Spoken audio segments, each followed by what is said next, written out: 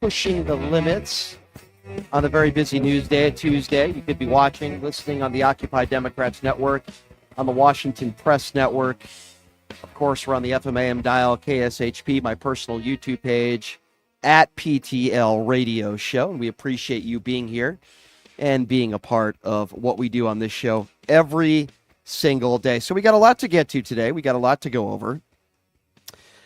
And coming up here at the bottom of the hour, we're going to be talking to a guy who went to jail for a year because of what he did on January 6th. That's right, a man who was sentenced to 32 months behind bars, and he was the bodyguard to Simone Gold. And he was pardoned yesterday. So we'll get to that. But before we do all that, I wanted to invite this guy on the show because I do watch him on CNN. I enjoy watching him on there. He is a CNN contributor. He is a radio host, a political strategist, and a Mississippi native. And it's a pleasure to have staunch conservative and Trump supporter Malik Abdul joining us right now on the show. Malik, I do appreciate you being here, my friend. How are you? Thanks for having me. Yeah, appreciate you coming on with us. And I know you said you weren't feeling too well, so I hope you're feeling okay. I guess this would be my first question to you. What did you make of yesterday? What did you make of the ceremonies? What did you make of the inauguration as a whole? Well, hopefully it looks like my stream is losing signal, so hopefully it doesn't do that. For me, it was a culmination of the past, since 2016 with Donald Trump.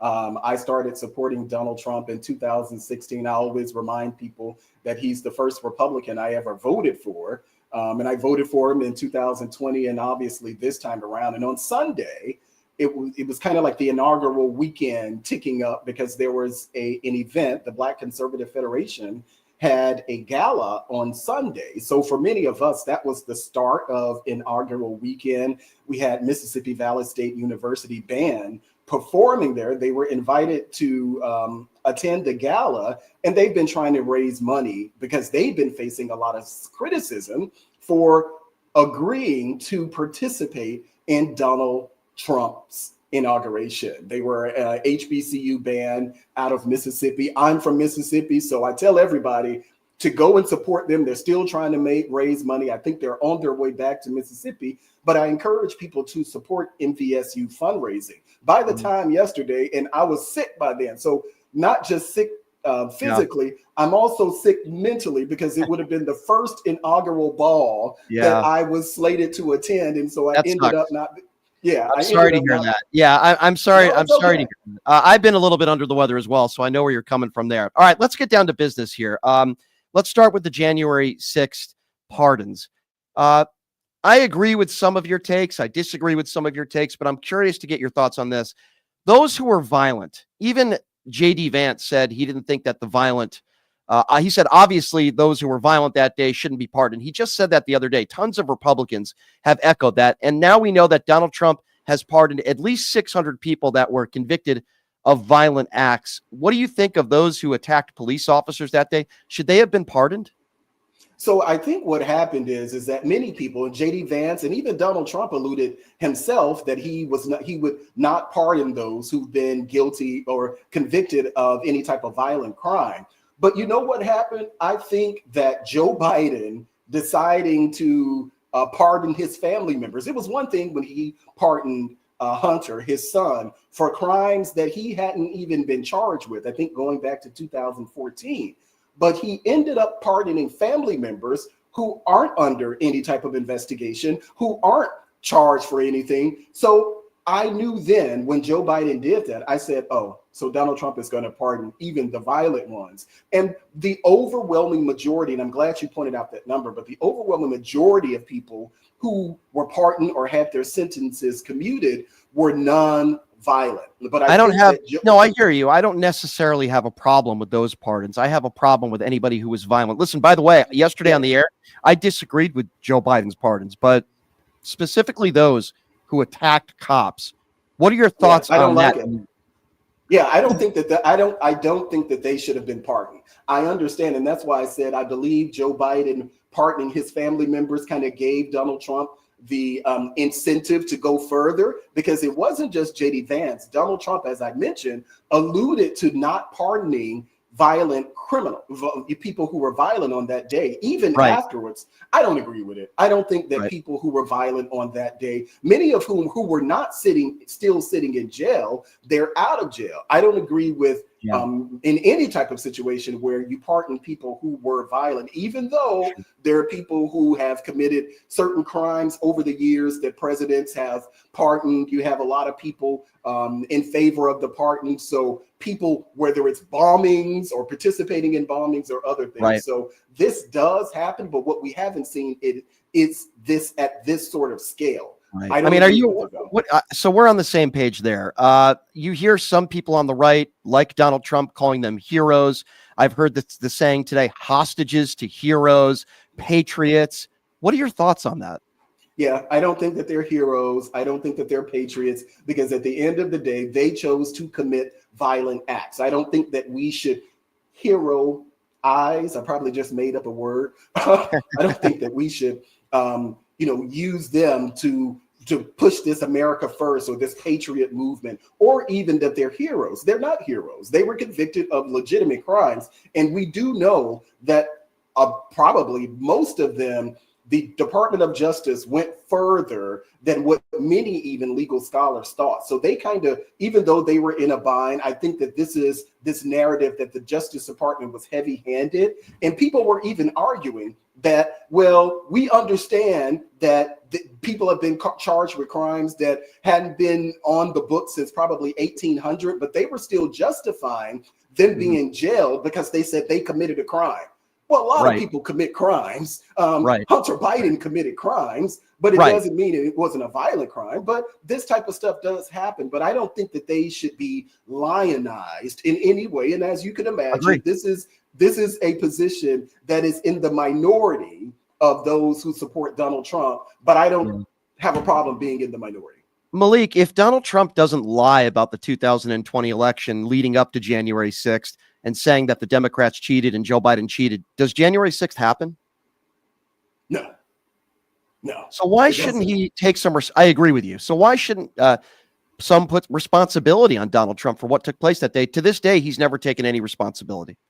And as you see, he didn't have to do it in this campaign this time around. And I think what happened is that people had litigated January 6th prior to the primary. We had that primetime special during the January 6th investigation, where they had a primetime special going through all of these things. You had people, I can't remember her name, Cassidy Hutchinson, claiming that Donald Trump tried to commandeer an SUV and choke another Secret Service agent. I think that there was a lot of fatigue, but Democrats miscalculated this because they assumed, much like abortion, even though they made some inroads on abortion during the 2022 midterm, there were people who saw this and said to themselves, okay, well, wait a minute. This has been litigated. And in fact, he was impeached not just once, but twice. And so I think that Donald Trump, who's pretty good at reading the room, said to himself, well, I'm just going to go for it. Even before January 6th, there was nothing that Donald Trump apologized for. I think that there was only one moment where Donald Trump, I think it was after the Access Hollywood tape. No one remembers it, but after the Access Hollywood tape, Donald Trump released a video, he was apologetic in the video. And then a couple days later, he basically retracted and said, I don't even think that's my voice. So yeah, you're right about that. He did. There was a brief moment there. Well, if you're just joining us, by the way, Malik Abdul, radio host, political strategist. I watch him on CNN all the time. So Malik, you're one of those Republicans where I say to myself, you're obviously very intelligent. You're well-educated. You're well-spoken. And I think for the most part, you're very fair. So I want to ask you about what took place yesterday. You have the CEO of TikTok who's sitting next to most likely the next director of national intelligence, Tulsi Gabbard. You have these CEOs of these Fortune 500 companies. Jeff Bezos was allowed to bring his wife. Ron DeSantis couldn't even get in there. Most of the people in Donald Trump's incoming administration couldn't even bring their spouses. Are you comfortable with that? It feels like an oligarchy to me. Am I wrong in saying that? Well, I'm the one who's against Elon Musk. I wrote an article in the Washington Examiner, I think that was last week or the week before, while I was critical of the Republican Party's infatuation with Elon Musk, where they're taking cues from Elon Musk, and it just isn't just the politicians, it is the influencers in the conservative space. The quickest thing, the easiest thing for them to do is to tag Elon Musk as if he's the president of the United States. He's the Right. elected official, and he's just not. I don't like Elon Musk's relationship with Donald Trump, and when I say that, I have a lot of people on the right say, well, Elon Musk, he helped Donald Trump win. And I always ask him, explain to me how. Because Elon Musk didn't endorse Donald Trump until the day that Donald Trump's first inauguration. First assassination attempt. Right. Donald Trump had already been through the storm and rain. Donald Trump had already won the primary. Elon Musk had already did that kind of failed launch for Ron DeSantis's campaign on Twitter, but he didn't do anything for Donald Trump. He made a lot of noise, and I always push back on that. And so the idea that we have a billionaire, and this isn't just the billionaire class, we have a billionaire with a close relationship with Donald Trump who's able to insert himself into the political space and does not have to be held accountable for anything. So when Elon Musk put that tweet out there saying that there were $2 or $3 billion in the budget deal that would have funded a stadium in Washington, D.C., it just wasn't true. And not only was it not true, it was a Republican, Jim Comer, who introduced the bill that simply transferred the lease over to Washington, D.C. He didn't have to apologize for that at all. I am very uncomfortable. I think it's a different situation with a Bezos or Mark Zuckerberg and a number of them.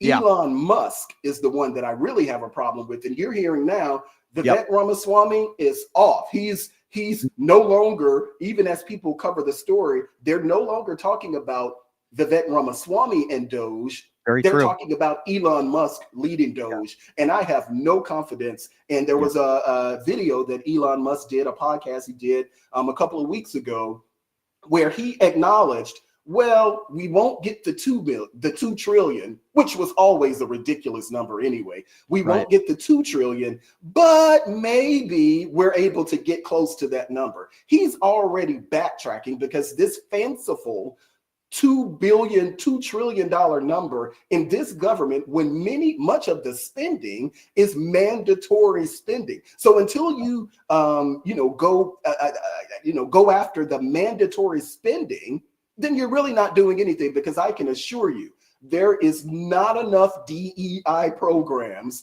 in government to get us to even $1 trillion, even $500 billion. But that's what they're all focused on. DEI, well, there isn't enough in government for that. Malik, I wish there were more Republicans that speak out like you do. Obviously, you disagree with the Democrats on a number of policies, which, you strike me as somebody that would be a normal Republican before Donald Trump took office, right? We could have these type of civil conversations. I feel like it's few and far between these days. But what does the Republican Party stand for today, Malik? I struggle with this. They want to ban books. They want to go after transgenders. They're obviously against gay marriage. They're obviously, anti-abortion. They don't want women to be able to decide what to do with their own bodies. But yet Donald Trump has no replacement plan for Obamacare. He has concepts of a plan. They don't want to talk about gun control. If you asked me 10 years ago what do Republicans stand for, I'd have a good answer for it. That's why I want to get your answer now, because I have no idea what your typical MAGA Republican stands for in 2025. Help me with that. So like for me, it is pretty much a continuation of the views that people had with the Republican Party. Now, many people say it changed after Donald Trump. I don't think it changed very much, because I think that the Tea Party was the predecessor for MAGA.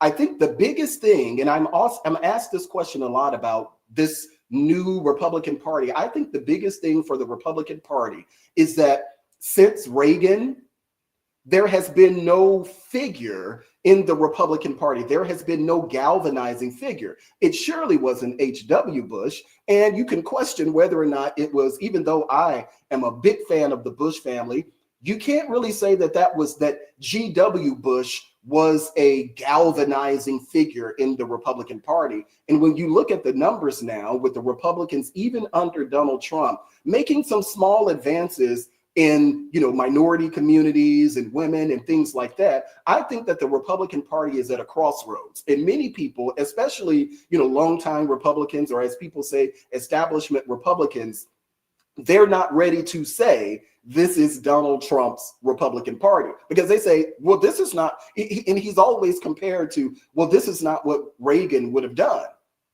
Well, Reagan is no longer here. And because there hasn't been someone to fill that void, Donald Trump, a much more populist president, if in rhetoric, if nothing else, a much more populist president, I think that he was able to fill a void on the side. And there are factions, even within MAGA, because even though, I consider myself in just MAGA, there are people who say, well, no, you disagreed with Donald Trump.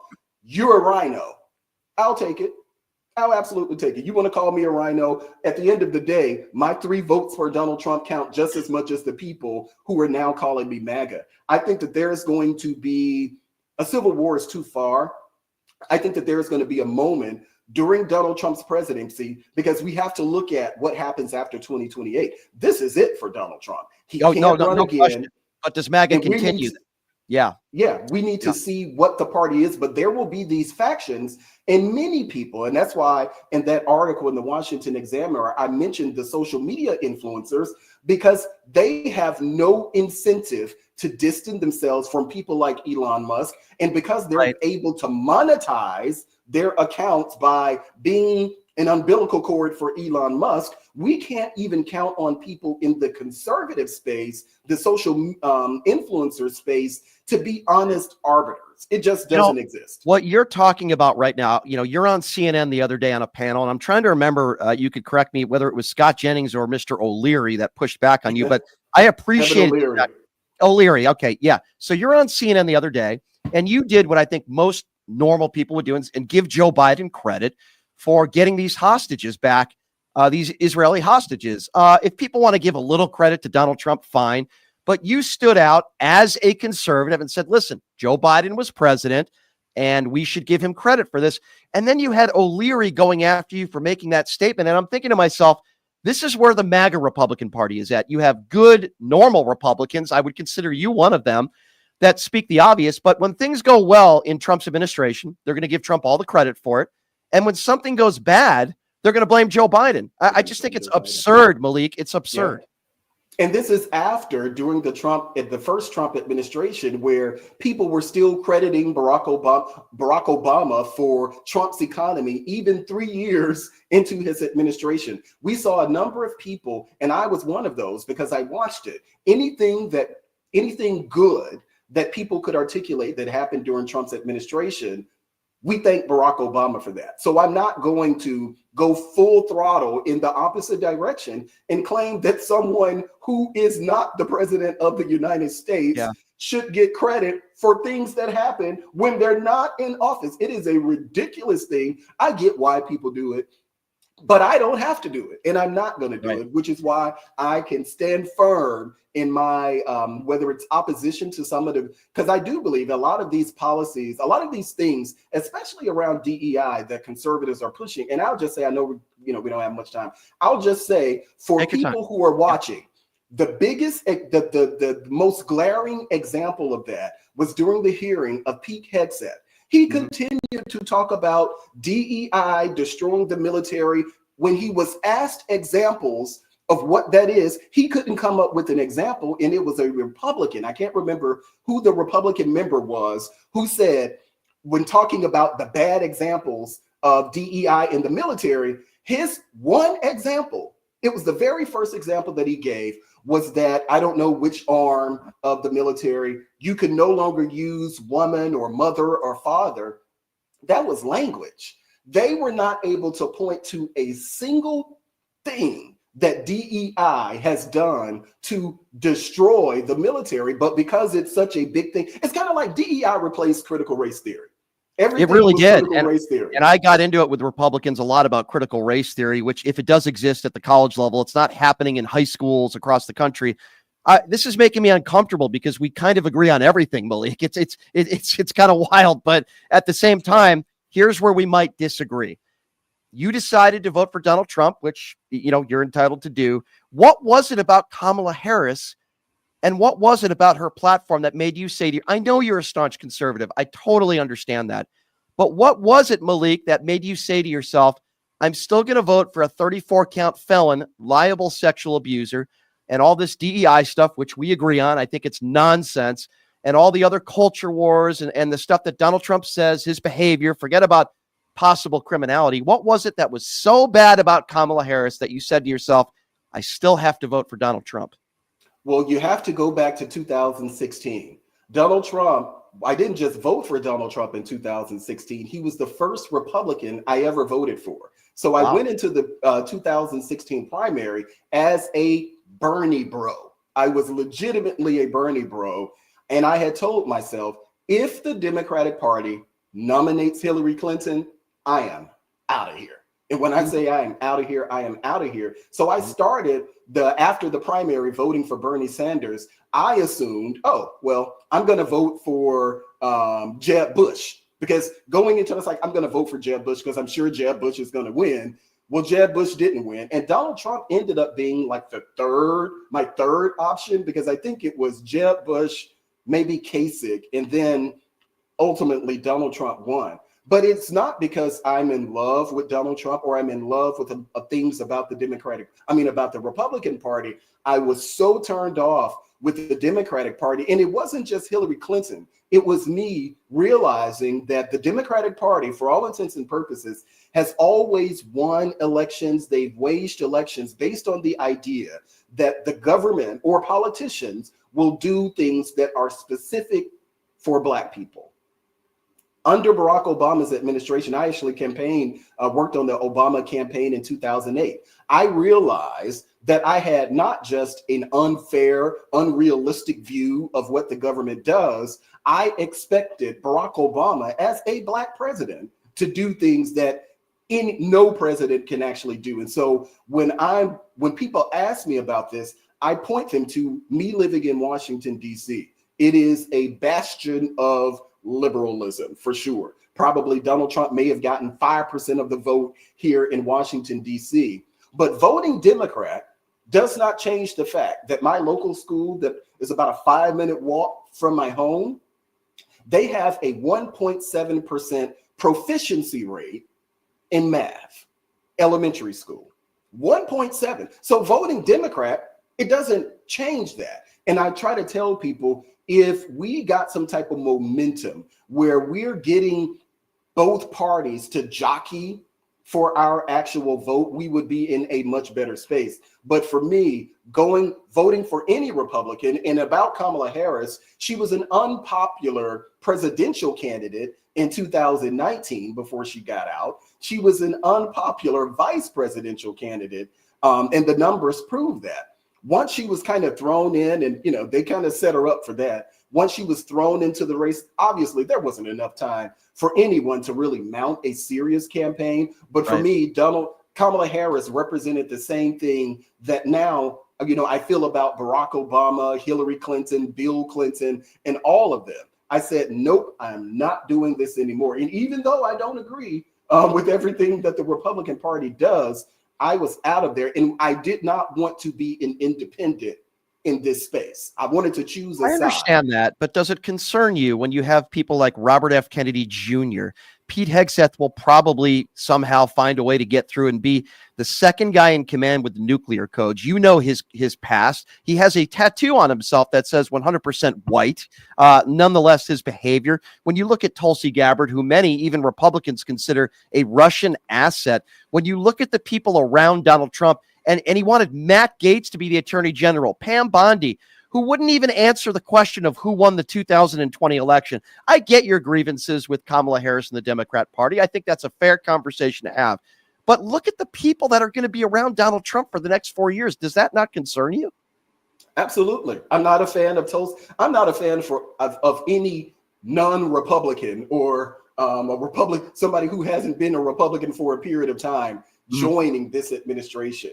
Even though I am much less bullish on someone like RFK, I don't think that he's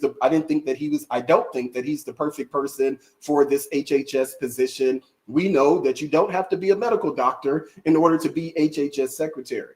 I was outspoken against Matt Gaetz. I did not think that Matt Gaetz was a good pick. And in fact, Pete Hegseth, after Pete Hegseth's performance, I thought that Pete Hegseth was very smug and he didn't have the resume to back that up in the same way that a Pam Bundy had. Because you may not like Pam Bundy, but when it came to the law, being able to articulate that, she was able to do that in ways that what Pete Hegseth kept referring back to when asked questions was DEI. When he was so I agree. I'm sorry to interrupt you. So Malik, I agree with what you're saying about Pam Bondi to an extent, but when the next attorney general most likely can't answer the basic question of who won the 2020 election for only one reason, because she doesn't want to upset Donald Trump. What if Donald Trump breaks the law? Do you think that shows you that Pam Bondi is going to take the side of Trump on anything and everything? We need to have checks and balances in our system. And Bondi proved in that hearing that she is going to do and say whatever Donald Trump tells her to do. She couldn't even say who won the 2020 election. When Donald Trump characterized January 6th insurrectionists as patriots and hostages, she wouldn't answer that question either. And her response was always, I'm not familiar with that comment. Well, the comment was just read to you. We want to know what you think about it. She wouldn't directly, and you're right, she did a better job than Pete Hegseth. I agree with you. But when she can't answer the most basic of questions because she's afraid of only one viewer in Donald Trump, that's not somebody that I want to be put in that position. No, I think that's a fair criticism, but I think that is playing to the crowd. I compare it to Ketanji Brown Jackson saying that she didn't know, she couldn't define what a woman was. We know that she can define what a woman was, but she was playing to the crowd. She didn't want to upset different groups, factions within the Democratic Party. And there were many people who were critical of her, even Democrats who were critical of that response. But I understood why she did it. So I didn't really even criticize her that as much as many other conservatives. I think she could have answered that question, and that's a fair criticism. But with that being said, we're talking about our democracy, right? We're on the Supreme Court. That's not going to affect any of her decisions, I don't believe, on the Supreme Court. Whereas Pam Bondi is not willing to admit that Trump lost in 2020. I think that's a direct threat on our democracy, and it's kissing tail to their leader, Donald Trump. That's why I find that to be more of a threat than anything Jackson said with that question. No, it is kissing tail. That's why I made the point. It is definitely, she was playing to the crowd, but I don't lack the confidence that Pam Bondi will do what she needs to do as Attorney General. I don't think that if Donald Trump wants to do something that's illegal, that Pam Bondi is going to co-sign that, because we saw even in the first term, things that Donald Trump wanted to do, there are people around him who said, no, let's not do that, because the mechanism or the machinations of government exist for anybody. So there are restraints that are built into the system to stop this type of rogue presidency. I think Donald Trump learned that the first time around. There were a lot of things that he wanted to do, but he could not do it simply because the government does not work that way. So I don't have any type of concerns from Pam Bondi. My biggest concern, to be honest, is not someone like Pam Bondi being able to do what she needs to do in that position. My biggest concern, and it's not Tulsi Gabbard, it's not even RFK. My biggest concern now is Pete Hegseth. Yeah, because that's fair. He's going to get in there, and I predict that by 2020, this time in 2028, Pete Hegseth will not be the defense secretary, because I think that it's going to be a recognition that we brought somebody in to handle all the DEI, but we didn't bring someone in who is a manager, which is why when a Democrat asked him, give us a sense of how many people have you managed? Right. And I think the number was like 100 people. Yeah, that's the math. This is the person who's going to be leading. Yep. I don't like the pick. Many people who are around Trump don't like the fact that I don't like the pick, and I've been open about it, but I don't get paid by the Republican Party. That's what I was just going to say, Malik. You're not getting paid by the Republicans. you're not in office, it seems like there are so many Republicans, and you could tell me if I'm wrong, but there are so many Republicans in office today that kiss the ring, that are afraid to speak out. People that knew that Matt Gaetz was a horrendous pick. But Markwayne Mullin and others, they kiss the ring. They have no backbone. And that's what concerns me more. Now, you could have the same criticism at times for Democrats, right? There weren't enough Democrats that came forward and said that Joe Biden needs to step down. No doubt. But I find it very alarming that there are so many yes men and yes women around Donald Trump, working for Donald Trump. In his first administration, at least you had some normal people that were able to tell him, no, Mr. President, you shouldn't do this. You shouldn't do that. There's nobody doing that there's nobody that's going to be doing that in his administration this time around. Malik, that's what concerns me the most. Yeah, I'm not convinced that there are people who won't tell Donald Trump no. That's why I said I think that Donald Trump recognized the restraints that even the office of the presidency have. I compare it, and you made the point about people who should have said something about Joe Biden. Listen, but think about that. These are people who knew.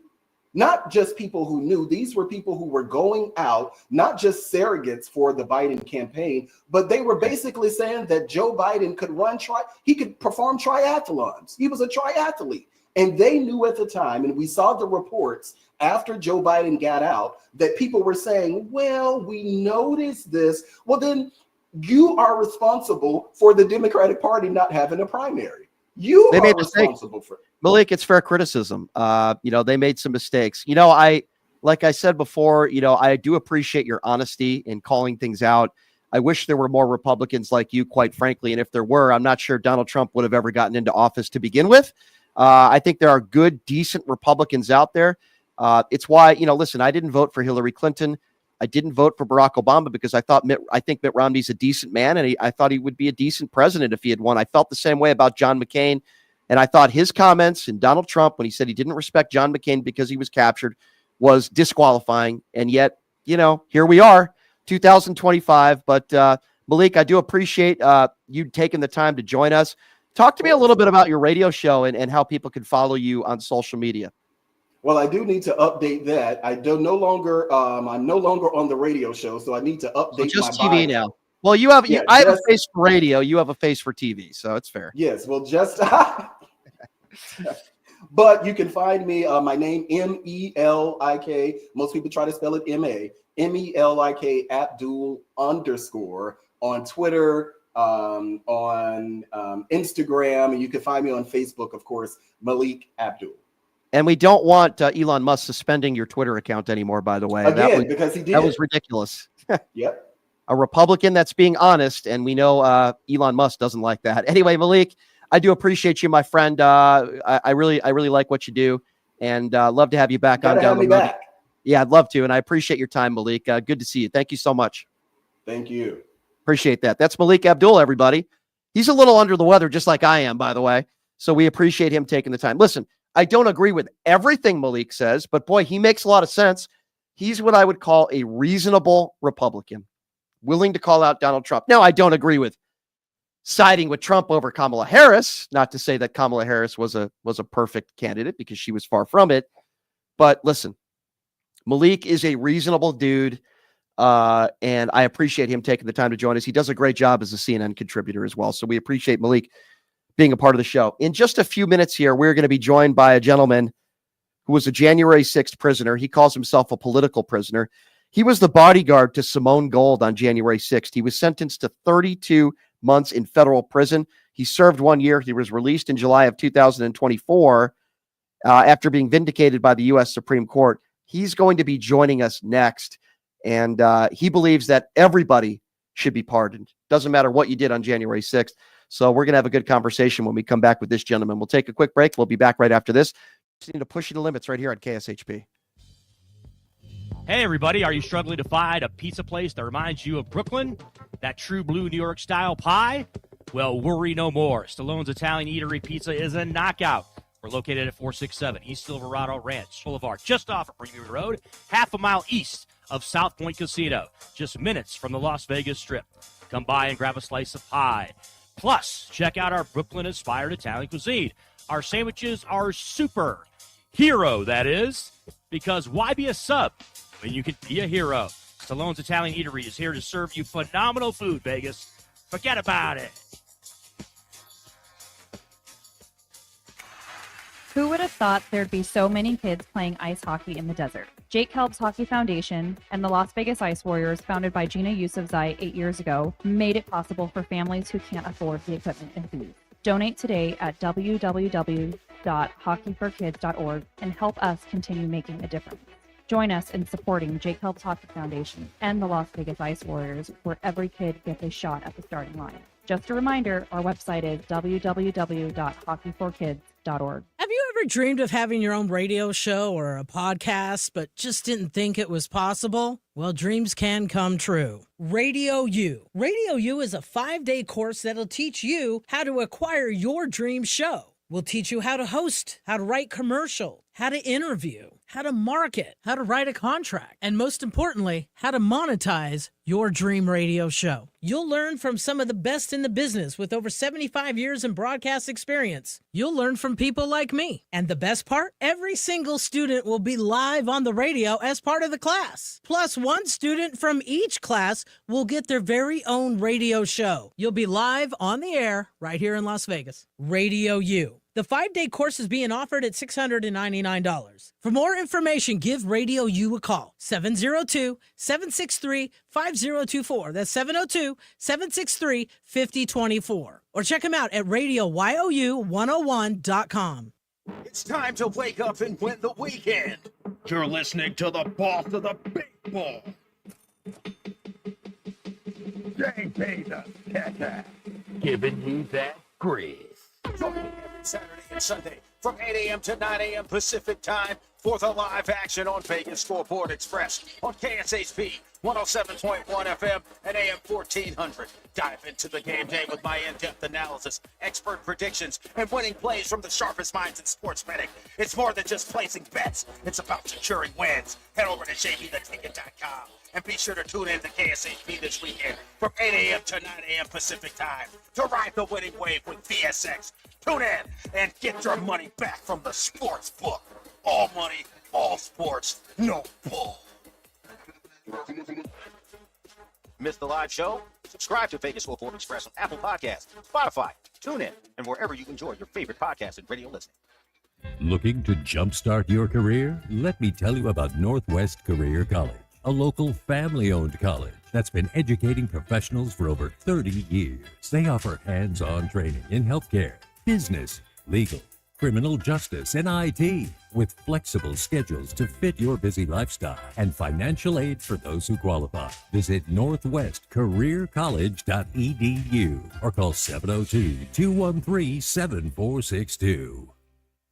Clear Sky Resorts invites you to experience the future of luxury glamping at their newest resort, opening August 1st, 2024 near Bryce Canyon. Guests at the first and only glass-domed stargazing resort in the U.S. will be immersed in the stunning scenery of the resort's private 80-acre canyon, both indoors and out, and nights in your sky dome will be like sleeping in an aquarium of stars. Located in Cannonville, Utah, on scenic Byway 12, voted one of the most scenic roads in America, the resort will feature lots of fun on-resort activities, as well as one of the world's largest glass-domed restaurants. To book your reservation, please call 1-888-704-4445 or visit clearskyresorts.com.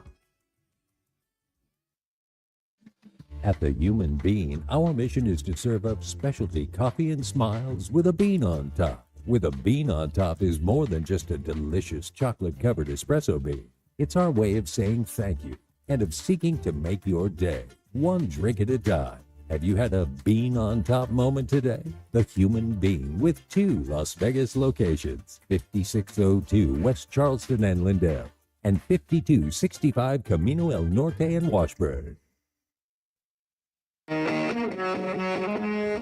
All right, welcome back. It is pushing the limits on a Tuesday. Obviously, the big news in the last 24 hours, besides the inauguration, is that Donald Trump has pardoned 1,500 people that were involved and convicted of crimes, and some of which still were ongoing before they had their day in court, but 1,500 involved in January 6th. So the gentleman we have on the show with us right now, his name is John Strand. He's a professional artist from LA, a model, an actor, a musician, an author, a director, and a filmmaker. So he does a little bit of everything. And he was sentenced to 32 months in federal prison, served 1 year, and he was the bodyguard on January 6th, my understanding, to Dr. Simone Gold. And John Strand joins us right now on the show. John, I do appreciate you being here. How are you? Amazing, Brian. Thank you for having me on. It's an honor. Yeah, I appreciate you being here.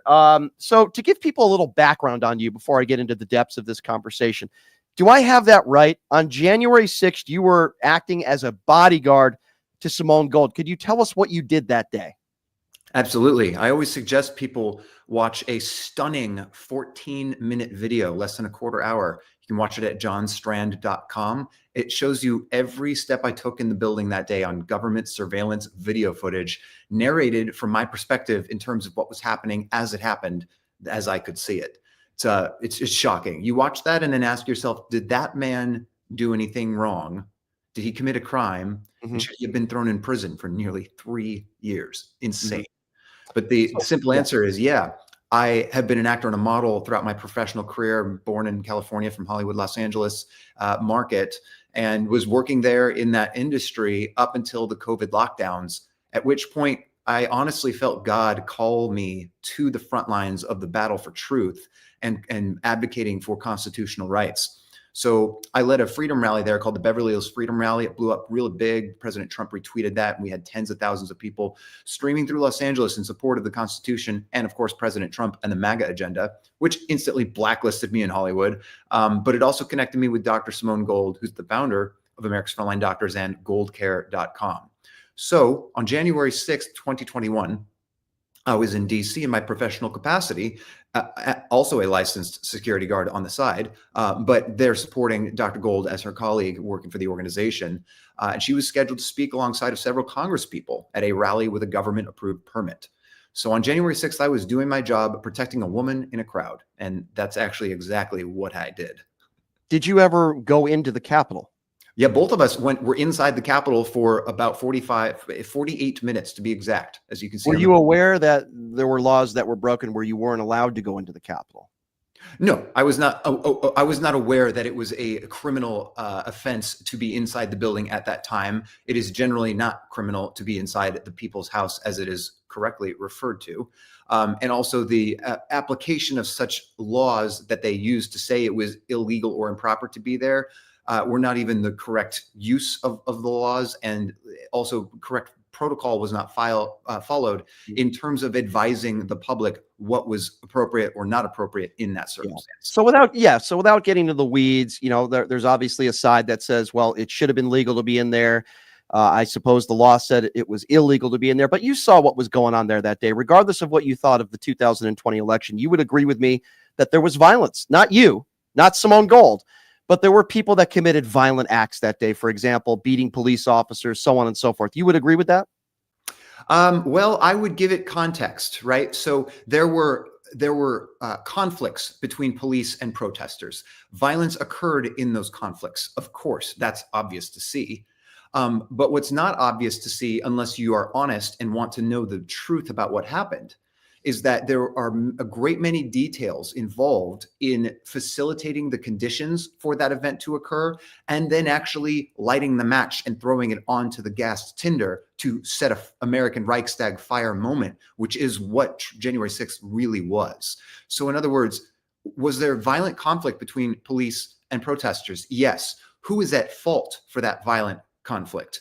Not necessarily the protesters. And in fact, it's very clear they were not largely at fault for those instances. So you wouldn't put at fault some of those January 6th protesters who took police officers' batons and beat them with batons and sprayed them with bear spray?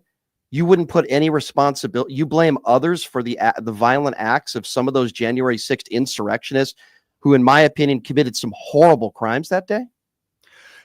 No, what I would do is I would, again, acknowledge the context and also acknowledge that the government holds a higher level of responsibility. So the government is given weaponized force with armed police officers, and they are given the responsibility to advise and direct safe human traffic for public events. They failed in that responsibility immensely. I think So the security could have been better. I think they could have planned it out better. I don't disagree with that aspect of it. the security was non-existent.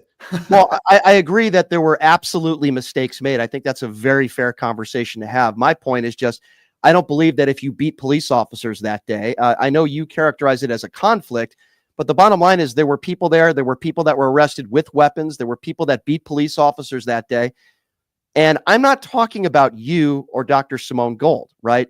You guys weren't violent criminals that day. I don't have a problem with your pardon. I don't have a problem with most of the pardons, quite frankly. But I do have a problem with pardoning people who committed violent acts that day. What are your thoughts on that? I'll tell you exactly what my thoughts are. There's no problem there whatsoever, and this is why. The Constitution is the supreme law of the land. There is no argument against that. And constitutional rights were obliterated wholesale, violating due process. So we not only should have no problem, we must absolutely be completely unified in our commitment to nullifying every potential theoretical violent act that occurred because due process was violated and no one was given the opportunity for a legitimate, fair trial to adjudicate those allegations of violence. Didn't they, correct me if I'm wrong, didn't these people have the opportunity to get representation? Didn't they have their day in court? Nobody forced them into a plea deal. They had their opportunity to defend themselves in a courtroom. So I'm confused why you would say that they didn't, their due process and their rights. Everybody had their day in court, did they not? Oh, they certainly did not. And one of the things you mentioned was not forced into a plea deal, which is one of the most important lies about January 6th to expose. It's one of my favorite titles in the book that I wrote called Patriot Plea, which you guys can read at johnstrand.com, where I explain all of this. The lie of the January 6th plea deal is so malicious and dirty and corrupt. It should truly shock the conscience. This illegal mechanism or machination of the United States government, the weaponized DOJ, led by Merrick Garland and Matthew Graves, utilized a 20-year felony statute called Title 18 Code 1512. It's referred to as obstruction of justice, but the actual title of 1512 is tampering with a witness, victim, or informant, which clearly has nothing to do with political protest. And yet, the government shamelessly used this statute, charged hundreds of defendants with an illicit statute that's not germane at all to the conduct or even the context, and weaponized that to apply the coercive force of a 20-year prison threat, which is a proverbial gun to your head. And that forced a slew of instant plea deal acceptance, which the government clearly used intentionally to build a false narrative about intent and about essentially a large-scale criminal mob. Let's talk about intent, since you had brought that up. By the way, if you're just joining us, his name is John Strand. He was sentenced to 32 months in federal prison. He served a year. He was pardoned yesterday, and he's nice enough to join us. So, John, let's talk about intent. There were people there that day that were chanting, "Hang Mike Pence," that I know we probably disagree on the 2020 election, and I'll ask you about it.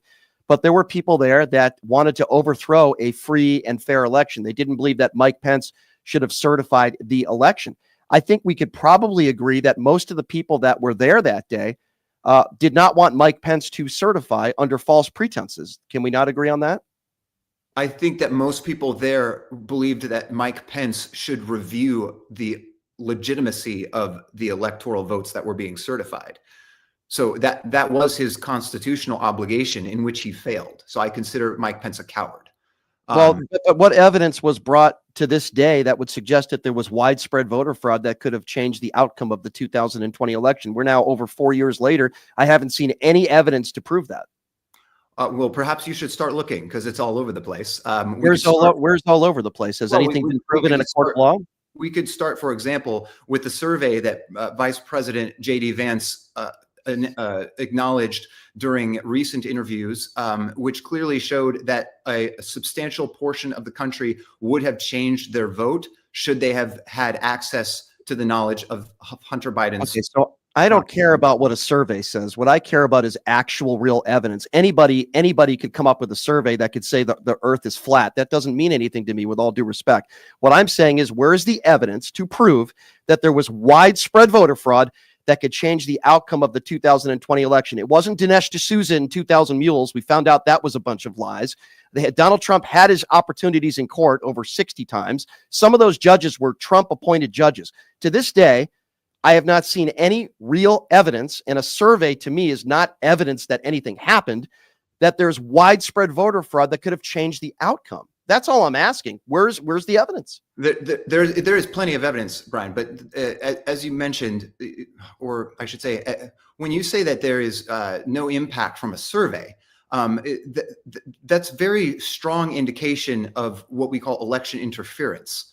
Okay, so the election fraud, election interference nuances there, but they're both involved in the fact that the 2020 election. But John, if you showed up with a survey to a judge would laugh at you. That's not reason to believe that the election was stolen. That's reason to believe that there's a lot of people in this country, with all due respect, that believe every word that Donald Trump says, because he fails still to admit that he lost in 2020. Why is it in 2016 he said the election? He didn't lose, and much of the country is aware that he didn't lose and is not willing to be so where's the proof?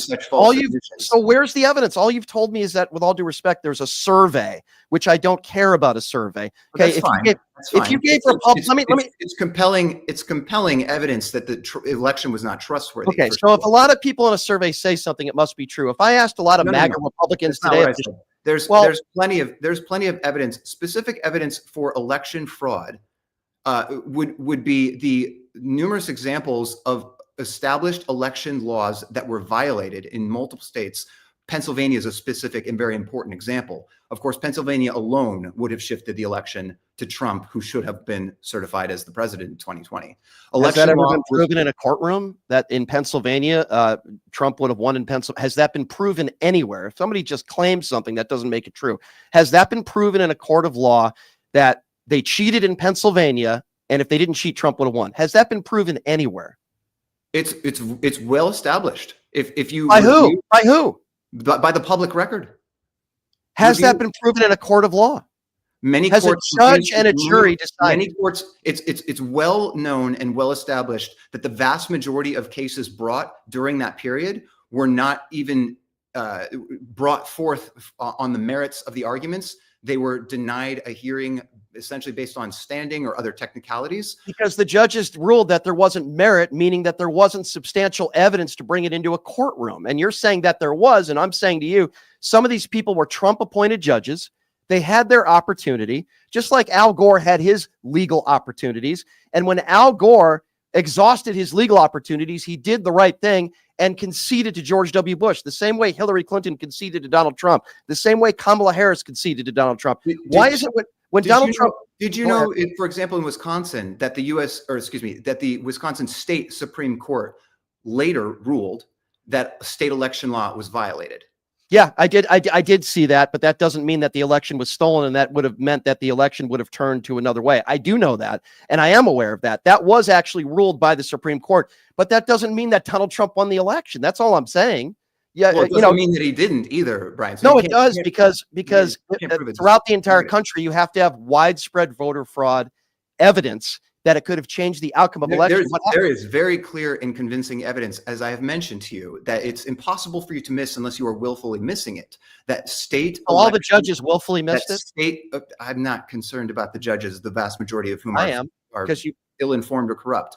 A lot of those judges were appointed by Donald Trump. So you're calling those judges that were appointed by Trump corrupt? I am calling many judges corrupt when they do not uphold the Constitution. It's very, very simple. So the Constitution is very clear that state elections managed by state legislatures are how the electoral votes for the president are collected and certified.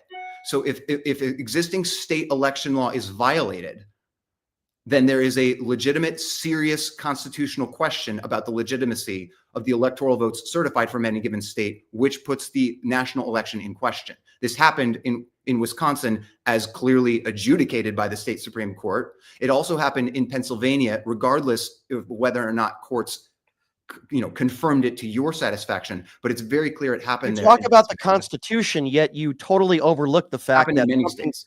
Right, but you talk about the Constitution and you claim it happened in many states.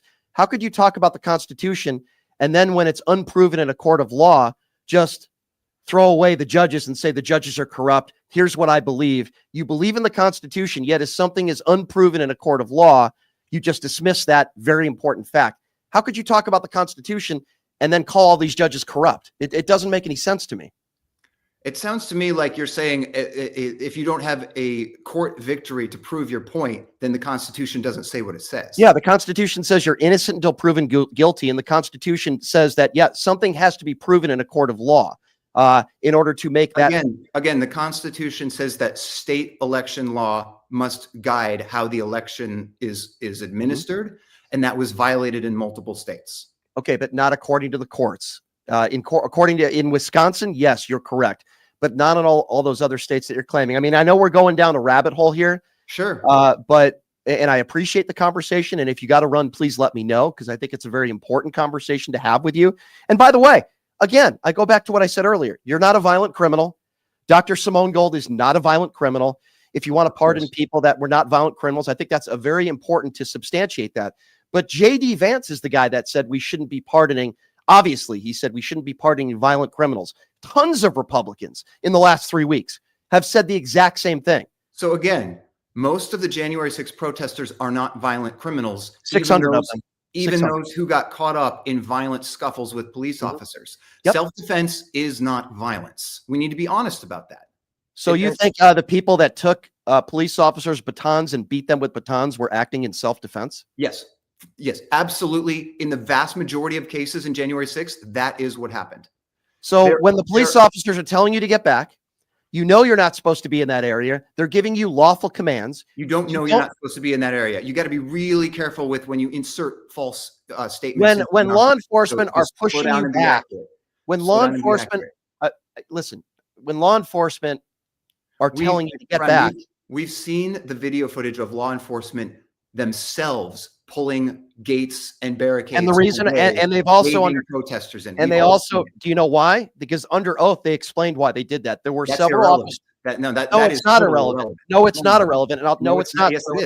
No, it's not. I'll tell you why. They said, okay, so let me ask you a question. The clear reality is that when you have a crowd in such a circumstance, and then you have ill-prepared government operations or mal-prepared, which it seems there's indication of that as well. But regardless, they did not properly prepare. They confused the crowd. I don't disagree. I don't.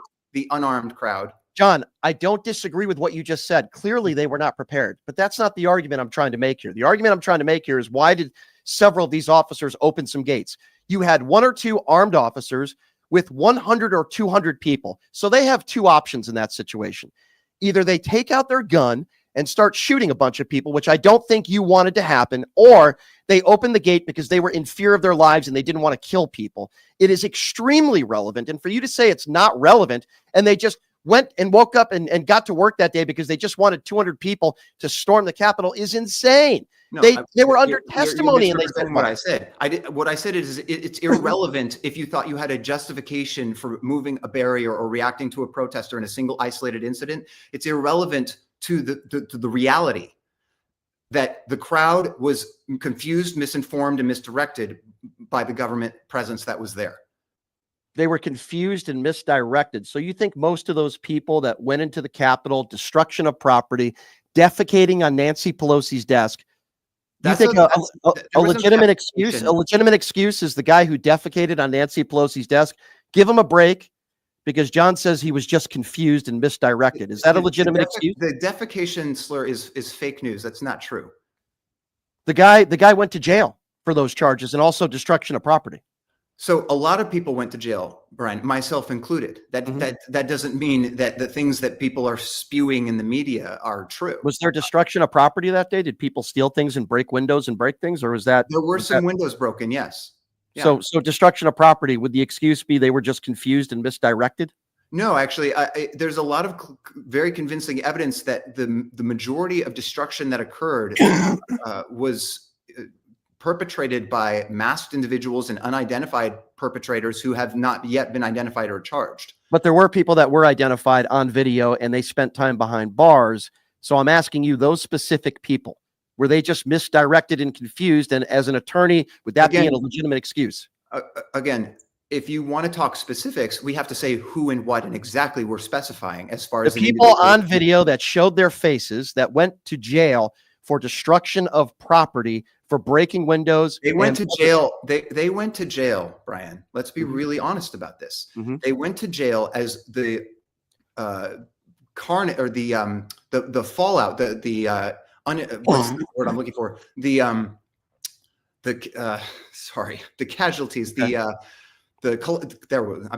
collateral damage. That's the phrase I was spacing.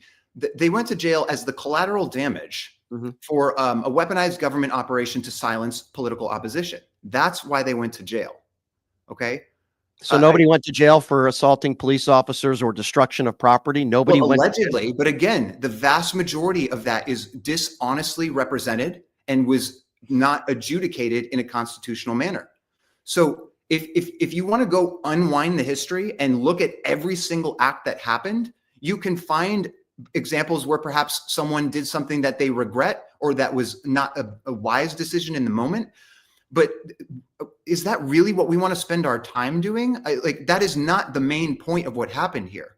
Well, you should be so absolutely shocked and offended and infuriated that your government betrayed its own citizens, regardless of who swung a baton at who, when it is so clear that the government allowed, facilitated, and it seems provoked a violent incident that never should have happened. Have you watched all the documented footage of armed police violating established use of force protocols, very specific rules that govern when and how they use violent force, which they violated? They did not use it appropriately or according to protocol. They provoked an unarmed crowd that was not actively causing violence. That has never been proven in a court of law. That's an accusation that's never been proven that somehow. So it sounds to me like you're blaming the government. Brian, are you interested in the truth, or are you interested in false narratives that can Sure, be? I'll answer that. I'll answer that. Courts and unconstitutional. I'll answer that. You're asking me if I'm interested in the truth, and you're the guy that still thinks that Donald Trump won the 2020 election with no widespread voter fraud evidence. Hold on. You're asking me if I'm interested in the truth when I saw video with my own eyes of insurrectionists, as I would call them, terrorists, beating police officers with their own batons. Ryan, why are you using the word insurrectionist when no one was charged with insurrection? Sedition, conspiracy. There were, there were a lot of. Are you going to be accurate with your terms or not? Yeah, I'm going to be very accurate, and you can tell me whether you disagree. And you probably will.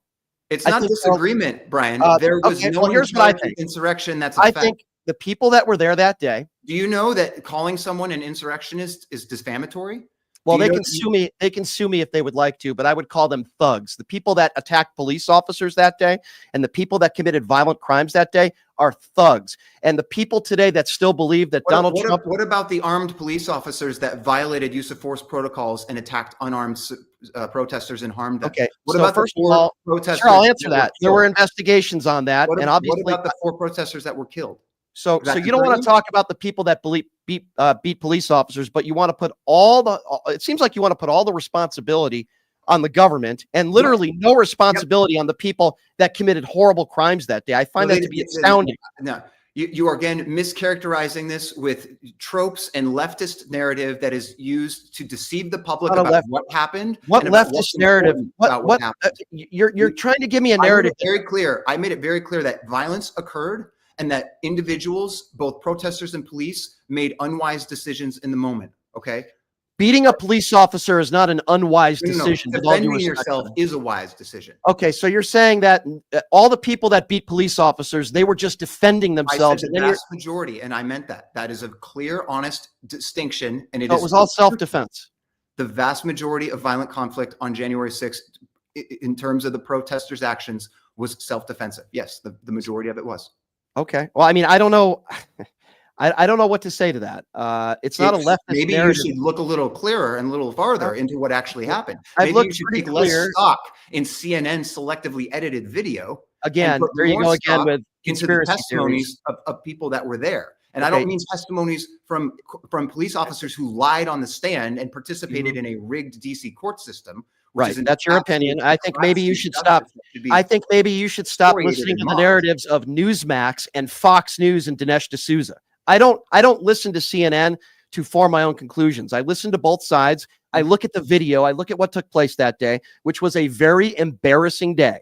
It was an embarrassing day for the country. It should have never happened. And it wouldn't have happened, quite frankly, if people like you and Donald Trump weren't spreading lies about the 2020 election. I believe most of the people that were there that day are very ignorant and ill-informed people that still believe the 2020 election was stolen. They are a threat to our democracy, and it was an insurrection. It was stolen, and it was not an insurrection. Okay, well, that's absurd. We can debate about the stolen election. That's fine. There is But no there's debate. no debate that no one was charged with insurrection, and that calling people an insurrectionist is a defamatory term. Did they try to overthrow a free and fair election? Why No, were they did there? not. Why were they there? The Why were they January there? 6th patriots are those that took the Patriots. time and effort on their own expense to defend constitutional elections, which were jeopardized. So the way to defend it As is we've destruction of discussed property, attack police officers, and try to overthrow an election and chant out "Hang Mike Pence." That's the way to handle it. That's the responsible way. You would call those people patriots? You know who I think the patriots are? Are brave men and women in uniform, firefighters, police officers. Yeah, many of them were there on January 6th, Brian, and have been rotting in prison without Many of them were there? legitimate constitutional adjudication. Yeah, many of the What do you mean J6 many of them were patriots there? are military service members and police officers. Well, guess what? If you're a military member and you assault police officers, then you should rot in prison. That's my opinion. You should rot in prison if you appreciate your physically opinion, assault Brian, people. but I don't think you've taken the time to really consider the I have. I've interviewed a lot of people like you. Well, I've interviewed okay. Tina Peters and other people just like you who are conspiracy theorists, with all due respect, sir. You are a conspiracy theorist. And I'm sorry, when it comes to this issue, you do not have credibility. I appreciate you coming on my show, but you're spreading conspiracy theories. You're blaming the government for January 6th. No, if Donald Trump didn't say the election was stolen, Sorry, January 6th doesn't happen. My friend, doesn't happen. with all due respect, that's absurd. You cannot. I'm absurd.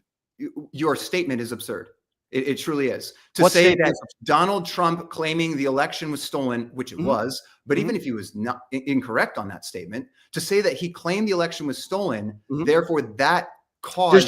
Does January 6th happen if It is Donald an Trump does? absurdity. Okay, so let's see how absurd it is. If Donald Trump doesn't say the election was stolen, does January 6th happen? Would you have been there with Dr. Simone Gold? Be honest. Answer the question honestly.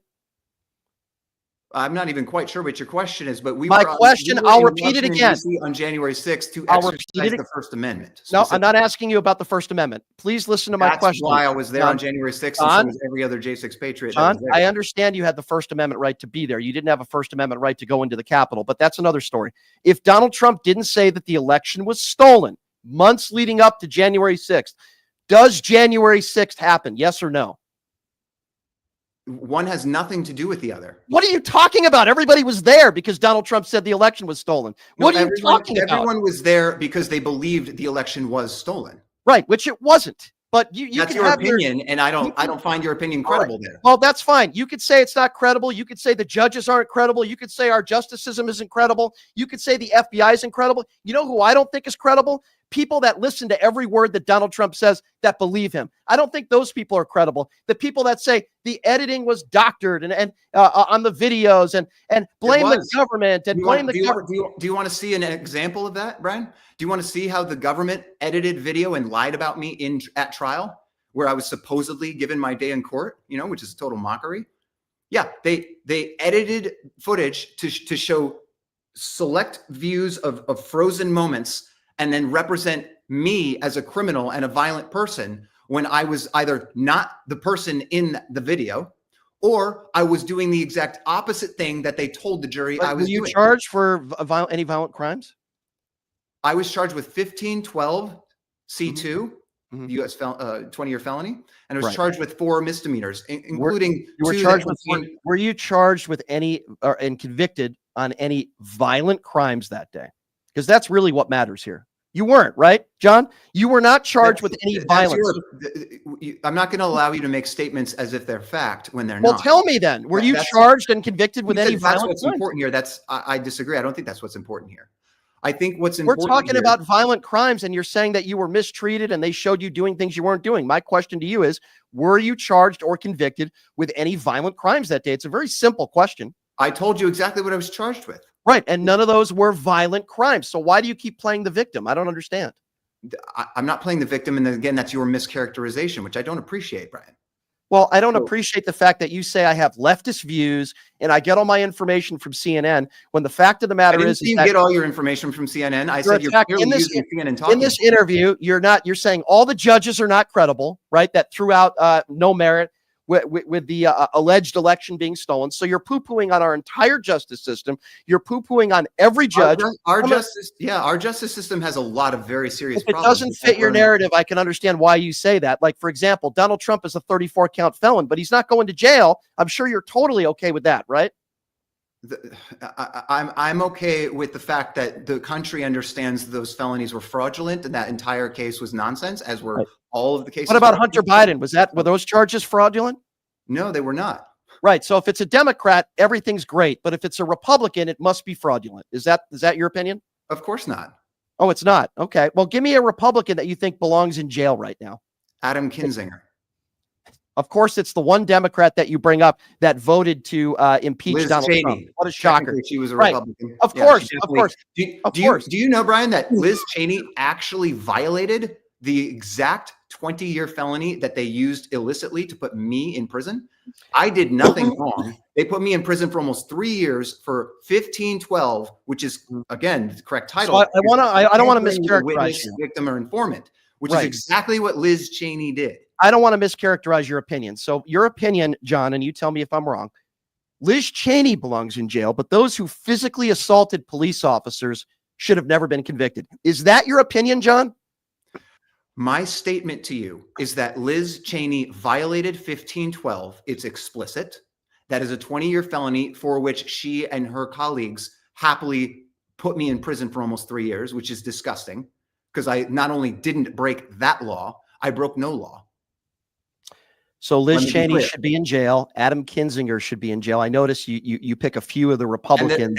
And the folks impeach that you Donald Trump. continue to grandstand about assaulting police officers. I'm not grandstanding. I don't care if it's a Black Lives Matter protest or January 6th. I obviously don't advocate for violence ever for anyone. Sounds like you're And making I certainly excuses don't for them. advocate for violence against law enforcement who we You haven't put staunchly any support and response, defend.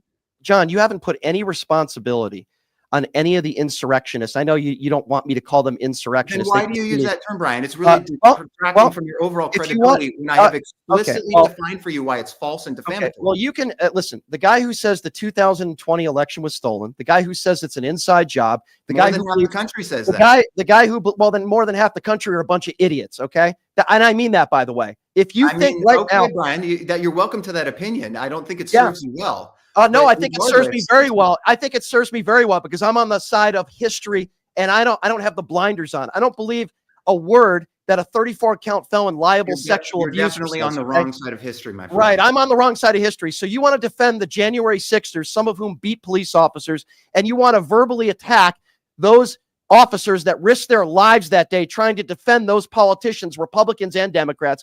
And you're saying that it's bad for me. Actually, Brian, I stood Bad on for the me. steps of the Capitol shortly after I exited the building and applauded those police officers as It they really were sounds like you're really thanking applauding them- those police thanking them officers. for their service. You're No, I'm just blaming recognizing them. reality, Brian. I'm You're recognizing blaming. reality. You're Reality is blaming very them. clear that Reality? some of the police officers violated use of force protocols and acted improperly, and they Did have anybody else a act higher level improperly of that day? responsibility than unarmed protesters. Did anybody else act improperly that day? Did any MAGA supporters act improperly that day? Yes, I believe they did. I didn't Okay, say that well, thank you. no MAGA supporters acted improperly. Did That any of certainly those wouldn't any of be those MAGA an supporters that beat inaccurate police statement. I did not officers? say that. Okay, any of those officers? I said, and I'll continue to say it because it's true, Mhm.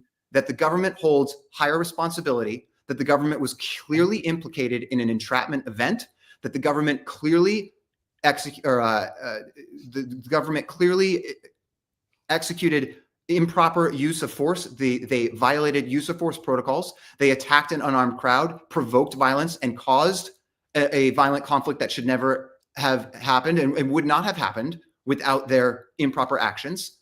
And that should really, Brian, what I would love for you to consider is that should bother you much more than the things that you seem to be so worked up about. Again, I'm worked all up of us, about- all of us condemn violence, and we don't want to see police officers attacked or abused. We agree on that, so that we don't need to belabor that point. That isn't the point here.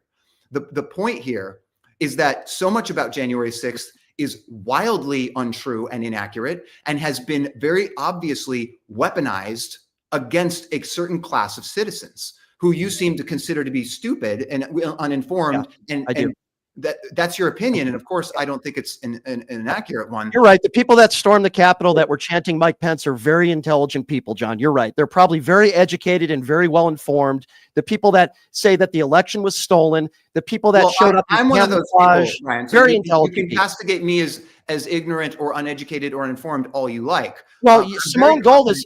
Listen, you were the bodyguard. You were the bodyguard of Simone Gold, right? I'm very confident that the 2020 election was not executed in a lawful manner. Plenty of legitimate, clear evidences for that. It's obvious that that was not unproven in a court of law properly or given a due process, as was about to happen on January 6th. Why were you the only one not to take a plea deal? And Congressman Paul Gosar had already properly raised the votes to pause the certification to review these concerns. John, why were you the only one not to take a plea deal? I was not the only one to not take a plea deal, but I'm in a very, very small minority that refused the plea deal. Because the reason I refused the plea deal is because it was a lie. And not only was it a lie, it was a lie because I'm not guilty, I'm innocent. But it was also a lie which was part of a greater lie and a greater malicious act on the government to create a false narrative. So the plea deal includes a summary of facts or a statement of fact that establishes the context of what happened. And if you sign the plea deal, you are affirming that what the government described about the event is true. And much in that plea deal was false, specifically related to people's intent. It described them as having the intent beforehand to commit crimes and to overthrow the government, which largely is completely absurd. You could find a crackpot here or there that will say anything. Okay, that's not relevant to me. What's relevant is the legitimate mindset and intent of most people. And I've interviewed several people, though, John. I've interviewed several people that have accepted their fate. They went to jail. They got out of jail. They've told me, including Pam Hemphill, who's done this show multiple times. Yeah, I'm aware of her. That's not a credible person. So that's not. So anything that doesn't fit your narrative about Donald Trump winning the 2020 election, the election was stolen, they're not credible. Judges aren't credible. People with probably 100 times more experience in law than you, they're all not credible. And if they disagree with you, they're not credible, or as you said about me, I must have a lefty view. Unless they agree with you, then all of a sudden they're credible. Donald Trump, you probably think is credible, right? Donald Trump is a credible guy, right, John? Yeah, he sure is. He sure is a credible guy. Got you. What do you think about the QAnon shaman? Is he credible? The American shaman, Jacob Chansley, I think is a genuine patriot. And that has nothing to do with QAnon, which I don't comment on or have really, I don't have much of an opinion there. Okay, but Jacob Chansley is an American citizen like many that were obliterated by weaponized government and had his constitutional rights totally violated. And that's what's important to me, not what people ascribe to him in terms of QAnon or conspiracy theories or anything of that nature. So the guy who not only says the 2020 election was stolen and rigged, the guy who's probably lied 30,000 times, the guy who is a liable sexual abuser, okay, the guy who said I could shoot. Those are all false allegations, defamations. It's false, right? It's so he was found liable in a court of law. Did you know that ABC was just settled like $15 million? Yes, I do. Did you know that Fox News was sued for $800 million and they settled with Dominion voting machines, spewing the lies that you spew? Did you know that? I'm sure you talk about that all the time. Yes. I'm sure you have different opinions about what it means. I'm sure you're aware of that, but you'll never talk about that. You see, here's the thing. A jury of Donald Trump's peers, John, said that Donald Trump was liable. Yes, it was. You don't understand the definition of what it is, with all due respect. They found that Donald Trump was liable for sexually abusing E. Jean Carroll. Okay. Donald Trump is a convicted 34-count felon. That's just fact. That's just fact. You can disagree with it. Let's move on, because that's a bunch of nonsense, and I don't even want to waste my time talking about it. Okay, you're right. It's only nonsense if it doesn't fit your narrative, right, John? No, it's just nonsense when it's nonsense. It's nonsense when it's nonsense. So these people were coerced into going in there on January 6th. They were confused. They were led on by people.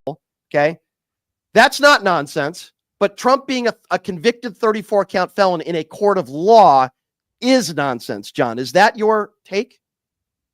I've already told you what my take is about the lawfare against President Trump. It's garbage. Okay. It's disgusting. It's a shame. Okay. It's a disgrace to the country. The country clearly acknowledged that when they reelected President Trump just now. Yes. So we're grateful to have that behind us. We're grateful for the executive order he just signed on the first day, condemning the weaponization of government and lawfare, and that will not be tolerated in this country going forward. Understood. And that's what I'm excited about. Understood. So, John, let me say this because I am a man of my word, and I appreciate anybody who is willing to have a conversation with me, whether they disagree with me or not. So I do appreciate you doing that, even though we disagree on a lot, clearly. And I also promised your assistant that I would absolutely give you the opportunity to talk about your book, which I'm a man of my word, regardless of a heated debate. I do appreciate you coming on and being a stand-up guy and having this conversation. I really, truly do. But I thank you. I push people, and I that's what I do, Republican or Democrat. So give me to my listeners. Yeah. Talk to me a little bit about your book and how they can find your book, please, John. Absolutely. They can pre-order right now at johnstrand.com. Hope to get it on the shelves in about a month or two. It's called Patriot Plea, of course, as a reference to the fact that I refused what I considered a fraudulent plea deal. And I detail that in the book. I detail everything in the book that I've discussed with you. I genuinely think, despite our political disagreements on various levels, I think you'd find it truthful and compelling. And I think it would shift your perspective. And I'm not saying that would change your opinion about people that committed violence or broke things on January 6th. I don't approve of those, as they are, as an isolated example. But I do think that the vast majority of violence and what would be alleged to be unlawful behavior was either totally untruthfully captured or recounted, or dishonestly manipulated. And it was also in the greater context of a situation that never should have happened. And there's clearly a lot. And again, I don't want to really comment on it wouldn't have happened if President Trump hadn't said this or that. It's really just totally irrelevant. People must have the ability to say whatever they want. That's the point of the First Amendment. We must judge conduct as conduct. Yeah, but you can't yell fire in a crowded theater. You know that you can't threaten people. You can't incite. No, you should not yell fire in a crowded theater. But what Trump said on January 6th was, we're going to march peacefully and patriotically. And then he reaffirmed it to say, make sure you respect our great men and women in blue and abide by police orders. Right. You don't have to. I don't think this is again fire in a crowded theater. He yelled quite the opposite of that. This is again where we disagree. You don't have to say march to the Capitol and beat police officers in order to incite something. And obviously we disagree. It's one thing to question an election. It's another thing to say the election was stolen and the Democrats cheated without proving it in a courtroom. But I guess we're going back in circles, John. I do appreciate you coming on. You're welcome to come back anytime. And maybe we could talk about some other issues, and I'm sure we could have a good spirited debate. And I do appreciate you being here. I will send this interview to your assistant. I don't know if you want to post it or not. I'm not editing or anything, so I'll happily send it to you, my friend. And I do appreciate you taking the time to join us. I truly do. Yeah, Brian, I appreciate the open discourse. It's something that's really important in America, that we are able to talk to each other. You see, we agree. Let's end on something we agree with. Yeah, I agree with you. Too many people on one side of the aisle in their echo chamber, on the other side of the aisle in their echo chamber. You have to be able to have spirited debates, whether people agree or not. Let's let them decide, right? And I think more Republicans need to go on CNN. More Democrats need to go on Fox News. We need to have more of these conversations. So let's end on something, John, we agree on. You seem like a nice guy, and I really do appreciate you taking the time. I know I probably kept you a little bit too long, but I thought it was a good discussion. I hope that's okay. Absolutely. And I appreciate your time, John. Thank you so much for being here. I really do. Amazing. Thank you, sir. God bless you. Thank you. God bless the United States of America. Thank you, John. I appreciate you being here. That's John Strand, everybody. I know there's a lot of people that want to call in now. My producer's telling me I shouldn't even take a break. Let's get right to the phone calls, okay? Right to the phone calls. 702-221-7283. Wow. That was a spirited debate. I don't think John thought it would go that route. I kind of thought it did, but he said a lot of things that I obviously disagree with. This was the bodyguard for Simone Gold. He was sentenced to 32 months. I know a lot of people have a lot of thoughts on this, so I'm going to get right to the calls. Right to the calls. 702-221-7283 is the number to call if you would like to be a part of the conversation. Again, that's 221-7283. Getting a lot of comments on social media about that interview. That was insane. That was insane. I don't know what else to say. My head is raveling here. Who are we going to first here? Let's go to Catherine. Catherine first up on PTL. What's up, Catherine? Insane. Catherine, go right ahead. That was insane. Hello. I don't know how you maintained your cool. I don't know how you. First year? Lower your radio if you can, Catherine. Lower your radio if you can, I don't please. know how you maintain your. I don't know how you make. Catherine, I need you to lower your radio or wherever you're watching the show because there's a delay and we hear it in the background. Okay, if you could do me that huge favor, Catherine, and then we'll. Catherine, are you still there? You need to lower your radio. Okay. Catherine, put her on hold. Put her on hold and we'll go to another caller. We have about a 5 or 6 second delay here. Let's go to Dave. Dave is next up on PTL. What's up, Dave? Hi, how you doing? Good. I was a little put off when you said, with all due respect to him, because I mean, I'm not an expert on J6, but it was so obvious what I saw on TV that day that I can't understand how there's people like that. So listen, I agree with you. Here's why I say that, right? Because I want people like that to do this show. Why? Because I want to expose people for the idiots that they are. Okay. Now, if I do an interview with somebody and I call them a bunch of names, they're not going to come back on. Right. So that's the only reason. Now, I'll be honest with you. And if John is still listening, so be it. I think he's got a tinfoil hat on. I think he's a conspiracy theorist. I think he's disingenuous because he's not stupid. He's disingenuous with what he says. And when you blame the government more than you blame the people that actually stormed the Capitol and did the horrible things that they did, then you're delusional. So that's how I feel about him. But if I'm just going to call him a moron or an idiot, that's going to be the end of the interview. And I didn't want that to happen.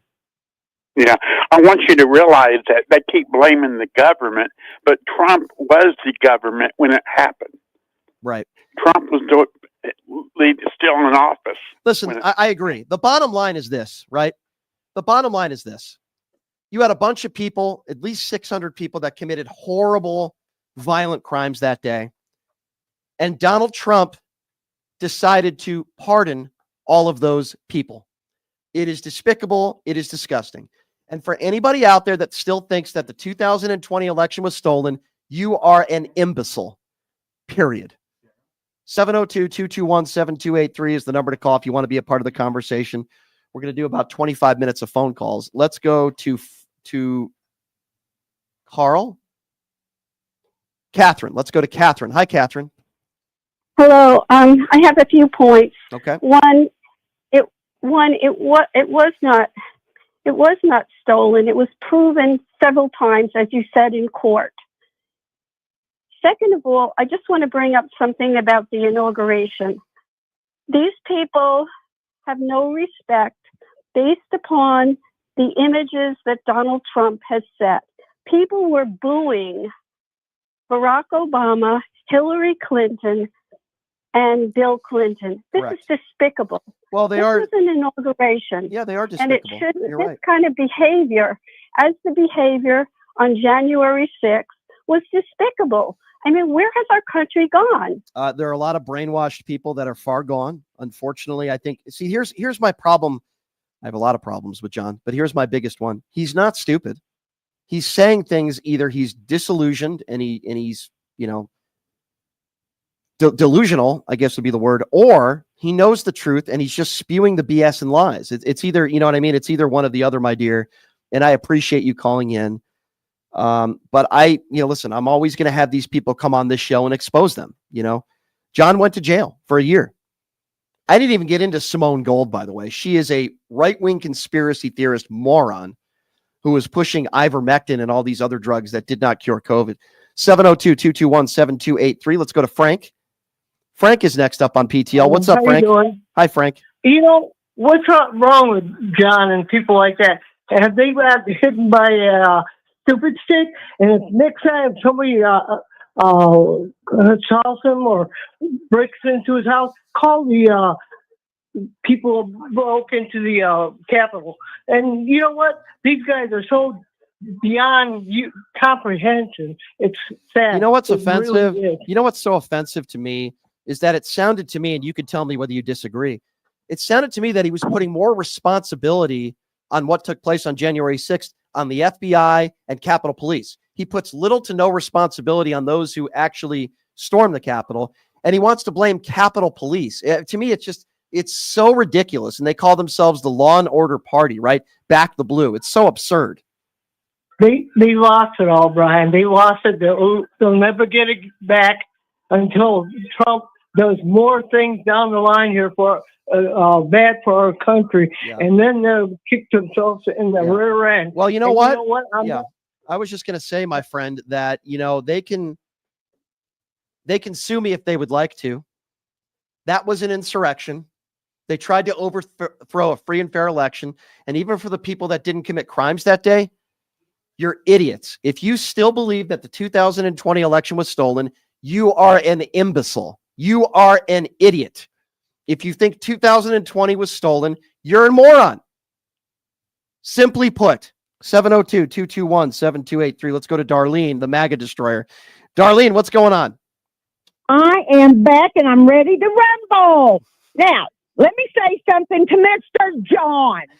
You got that, John? I want you to listen to me. First of all, don't disrespect Brian. And I got so sick of you interrupting when he was trying to talk. So screw you on that. Second of all, you're not a lawyer. And now let me tell everybody so everybody will know. I looked it up, and the only job you got is a tampon commercial. And you're an actor. Is that I know true? that you're wanting to kiss up to Donald Trump because you want to get a McDonald's commercial. Is that true? And that's all this is about. Is that true? He did a tampon? And I'm sorry, Brian. Darlene, is that true? That guy's the most stupid idiot I have ever heard in my life. I thought Trump was an idiot. Oh, my God, dude. You're more sick than he is. I'm sorry, Brian. Go ahead. So wait a second. So we can call him Tampon John. You know how they always called him Tampon Tim Waltz? So can we call him Tampon John? Yeah. Okay, Tampon John. That's his new nickname. Darlene, I did not know that. I'm actually going to try to find that commercial and maybe play it on the air tomorrow if he did a tampon commercial. Oh, now you know there's really that commercial out there. Oh, but listen, I found out another reason why he's so uptight. Because he'd been over in the shower in prison too much. He dropped the damn soap too much. He might have. I don't know. John, it sounded like you want to talk to me, John? Come on. It sounded like he did want to make love to Donald Trump, so I don't disagree with that. Thank you for the call, Darlene. You're the best. Good to have you back. 702-221-7283 is the number to call if you would like to be a part of the conversation. Let's see. Let's go to Cheryl. Cheryl's next up on PTL. What's up, Cheryl? Cheryl, go right ahead. 702. Cheryl, I keep telling people there's a 5 or a 6 second delay. Cheryl, is she there? Is she there? Cheryl. Hey, Craig, it's great to be on your show. Thank you. I would like to know if I'm correct in remembering that Trump actually had a war room set up in the hotel across the street. And why would they call it a war room if it wasn't to riot and storm the Capitol? So here's the thing. Sound peaceful to me. Yeah, so I can't speak to that, but here's what I can speak to. He said he was going to march with them. He did not. He stayed in the White House for 4 hours, sitting on his ass, eating KFC, watching the television. He was begged by some in his administration to put out a video to stop the violence. He refused until about 3 to 4 hours later. Melania Trump was asked to put out a statement. She said no. That's what we know for sure for people that testified under oath. That's what we know for sure. It's dereliction of duty at a minimum. But why are we talking about it today? Because Donald Trump, even though his vice president said, obviously, we're not going to pardon violent criminals on January 6th, and so many Republicans in the last couple of weeks have all said that they didn't want these people to be pardoned. And what did Donald Trump do? He pardoned them. Where are all these Republicans now? Where are they? Thank you for the call, my dear. I appreciate you. 702-221-7283 is the number to call if you want to be a part of the conversation. Al is next. Let's go to Al. Hey, Al, what's going on? Okay, Brian, I have a question for you. You continue to ask people, if Trump doesn't say the election was stolen, does it happen? Yes or no? I see that as a, have you stopped beating your wife?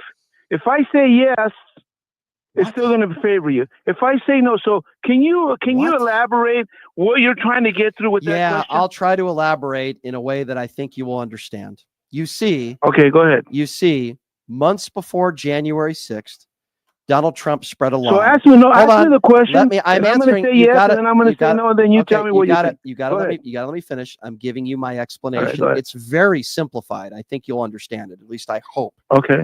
Months before January 6th, Donald Trump spread a lie, unproven in a courtroom to this day.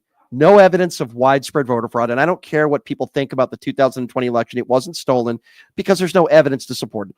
So for months, I agree. I agree that there's I'm not glad. enough evidence. Okay, so Al, I'm glad we agree on that. So let me just finish here, and then you can take the floor. Okay. So he lied with no evidence. He incited people and angered people because they believed him. Donald Trump is the guy that said, if I say it over and over again, eventually they'll believe it, even if it's not true. So you had a bunch of people that were misinformed and brainwashed. The reason why they were there that day is for one reason, because they believed Donald Trump when he said the election was stolen and the Democrats cheated. How do we know this? Because half of those insurrectionists in a courtroom said that they believed what Donald Trump said. They all had their day in court. And many of them said they listened to Donald Trump because they were a supporter of his. So January 6th does not happen if Donald Trump does what every other president in the history of this country, for the most part, has done, including Joe Biden. Brian, Now, hold on. Brian, hold on. I don't mean to interrupt including you. Joe Biden and Kamala Harris and Hillary Clinton. Okay? Hillary Clinton and Kamala Harris conceded. If Donald Trump conceded, even if he said, I think there were issues with the election, but if he conceded, January 6th does not happen. Am I not being clear enough for you?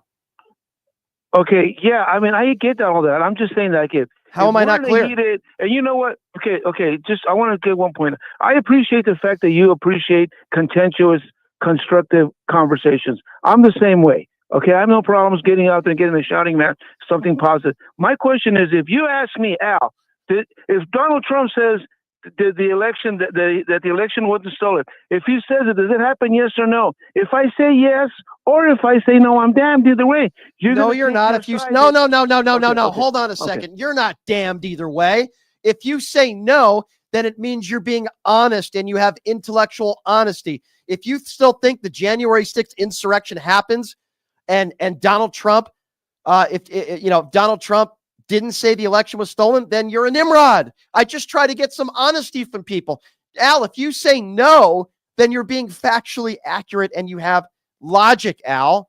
Why would you be damned if you're honest? Well, if I say, my point is this, is that it does, Trump was exercising his First Amendment rights. Okay, now, you can believe anything you want. And I don't want to get too into Nancy Mace. Like, I know that you believe she's a transgender or she may not be a man. That's what you believe. You have every right to believe that.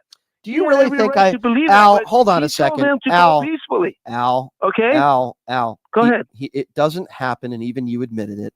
It doesn't happen if he doesn't lie about the 2020 election. Now let me go to Nancy Mace real quickly.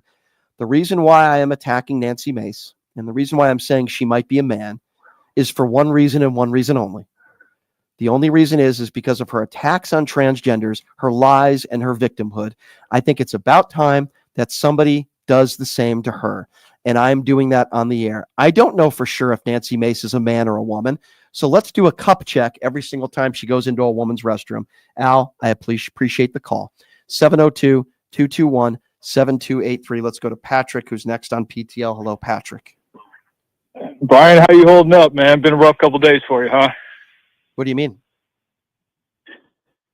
What do you mean? I mean, everything that you thought to happen didn't happen. Now the president's getting inaugurated in the building that so-called insurrection took place. So, Patrick, I'll answer your question. You thought he was going to be in prison. He's not in prison. So, Patrick, I'll answer your question. Everything that you thought was wrong. Patrick, first of all, I said the election was going to be very close. I thought Kamala would edge it out.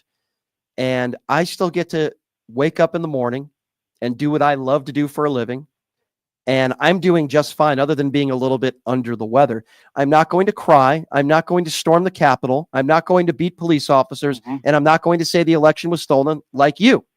I'm doing just It is fine. shocking that there is no resistance. Like there is nobody. You know putting why up there's any no kind of narrative. You know why? You know why? Remember, it was Russia You know in why? 2016, right? You know Remember why? Russia, Because Russia. I'll tell you why there's no Interesting. I'll tell you why there's no Y'all quote. are defeated. It seems like y'all are defeated. Y'all have nobody in power. You have no power. Y'all are done. We have nobody in power. I don't know what you're talking about there. Democrats. Who's going to lead the Democrat? Who's going to lead the Democrat Party now? Michelle Obama? Who's going to lead the Democrat Party now? So I'm so glad you asked that question, Patrick. Hopefully you can listen. I'm going to tell you if you're capable of listening. I think there are rising stars within the Democrat Party. I'm actually having one of them on tomorrow. Her name is Jasmine Crockett. I believe AOC. Yeah. Are you going to listen or are you going to interrupt me? No. Pot him down so I can Crockett is talk. Pot him down. I know you're a racist, Patrick, but I'm going to continue with or without you. I don't care. That's your choice. You asked me who are the rising stars. Shut up and I will answer. I believe Josh Shapiro is not only a great governor of the great state of Pennsylvania, but I think Josh Shapiro has a great future within the Democrat Party. I really do. You might not like Gavin Newsom, and he's going through a lot of stress right now with what's going on in California. He's still a big name within the Democrat Party. Jasmine Crockett's, the AOCs, the Dan Goldens, the Moskowitzes, people like that, younger people that are Democrats that are fighters, these Swalwells. So there's a lot of younger people within the party that are rising stars. So now that I eloquently answered your question, your stars are probably Matt Gaetz, Marjorie Taylor Greene, and others. Is there any other thing that I could educate you with today, Patrick? I answered your first question. I'm doing just fine, other than being a little bit under the weather. I get to do a radio show every day, unlike you with your 8 followers on social media. I get to share my platform with a bunch of intelligent people, not you, intelligent people, logical people. And then you get to listen to people like John Strand. So, Patrick, do you have any other intelligent questions you'd like to ask me? Because I know you're a really smart guy. Anything else you'd like to add? Yeah, you were talking about you would like to see Michelle Obama come out and maybe take lead of the Democrat Party. I want to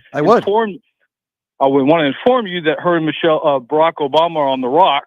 Apparently, Barack is dating Jennifer Aniston. Okay, you're an idiot, Patrick. Where did you get that from? Huh? What? You're an idiot. Hey, you're an you idiot. heard it here first. Oh, you heard it. Here first. Okay, I heard that. Yeah, okay. I heard you're dating George Santos. You heard it here, Patrick. I think you're dating George Santos. I heard that. It's a rumor on social media. Are you a homophobe? George, are you against not at all. gay people? Not at all. It's just a rumor that I heard because I heard that George Santos reached out to you, not the reach that you want. And I heard that he likes uneducated George Santos. I heard, and I could be wrong. Allegedly, George Santos has a fetish for MAGA supporters with an IQ under 20 that have 8 followers on social media. You heard it here first, Patrick. What do you think about that? Is that true? I think you should wash your sweater. Have a nice day, Patrick. I think we got you there. Patrick, you heard it here first. Maybe we can give you a gift certificate to the Red Rooster and go on a date with George Santos. 702-221-7283 is the number to call. Let's go to Lynn. Lynn is next up on PTL. What's up, Lynn? Hey, I am so sorry. After listening to those last couple of people, I feel a little dumber. Goodness. But also, happy you're feeling better and welcome back, Darlene. Yes. But, oh my gosh, I'm sorry. John, man, first of all, the look of him kind of creeped me out. And he just looked unreal. Like, was this guy serious about everything he was talking about? Or? Well, here's what I'll say. He's an actor. He's a musician. He's written books. He went to jail for a year as a January 6th prisoner. He calls himself a political prisoner, which I find to be a joke. Yeah, he's serious in the stuff he says. I think he's just trying to make a name for himself to sell books and make money. I mean, I can't think of any other reason why he'd say. Well, Melania wrote a book, and that's true.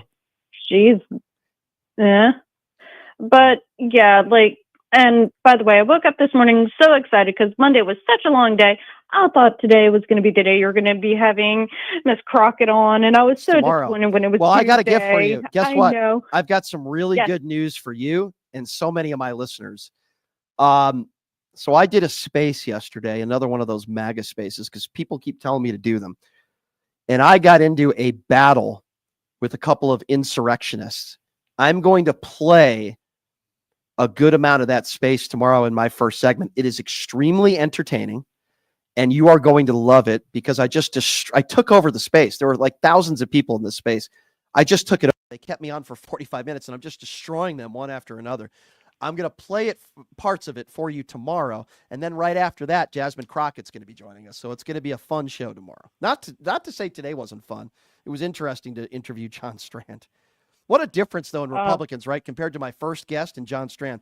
My first guest, Malik Abdul, CNN contributor, conservative, smart guy, educated, fact-based. Don't always agree with him, but a really nice guy and fact-based, and doesn't think that the January 6th violent criminals should have been pardoned, which I think most decent people would agree. And then I got this guy, John Strand, on my show, who's just, I'm just going to call it what it is. He said a lot of idiotic things. He was sad. I honestly felt bad for that guy. I don't feel bad for him. He's making money off of his BS, so don't feel bad for him, my dear. But call back tomorrow. Jasmine Crockett's going to be joining us tomorrow. It's going to be a lot of fun. 702-221-7283 is the number to call if you want to join the conversation. Let's go to Julie. Julie next up on PTL. Hello, Julie. Man, I kept trying to get in yesterday. Oh, my gosh. Patricia calls in. Patricia. I don't even know. Patricia. Patrick. Yeah, it's I know. Yep. It's the joke on the chat that Patrick is Patricia. Yeah, did you know that did you hear the rumor that apparently Jennifer Aniston is dating Barack Obama? How stupid do you have to be to make a stupid statement like that? You know what they hate? Yeah, they hate the fact that Michelle Obama and Barack Obama are a beautiful couple. They hate the fact that they are. They hate it. They hate it. No, Michelle Obama didn't go for the same reason why I wouldn't have gone, because you're inaugurating a 34-count felon, liable, adjudicated sexual abuser. That's why. Yeah, I don't blame Michelle, because I didn't even watch the inauguration. I could not stomach it. It's freaking disgusting seeing a rapist out on there. Yeah. And somebody who reminds me so much of my own father. Oh, it's crazy. Geez. I'm sorry to hear that. I think my father would probably be up there up front with Trump knee ties and a Trump T-shirt on that says "I love Trump." Oh, bless his heart. Well, I'm so glad you called in. Thank you so much, my dear. I'm sorry. I'm sorry your father was like that, and I'll leave that one alone. I'm sorry to hear that. Let's go to a friend of the show. He hasn't done this show for a while. He's an 11-year NBA veteran, and he's very politically savvy. I'm going to take some credit for that. Let's go to Mo, also known as Paul McKeskey. What's up, Mo? Oh, what's up, Brian?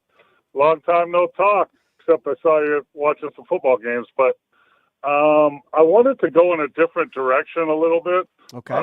The guy you had on earlier in your show that is a Republican, but not really a MAGA, I don't think. Right. Has some logic to him. But he brought up a really interesting point when talking about the letting the January 6th insurrectionists out. Yeah. And I don't think he understood what he was saying. So let's take it for a political leader of the one of the powerful countries in the world that said, I don't believe we should let violent what do you call them, heroes, that's what Trump said, out, and I won't pardon them.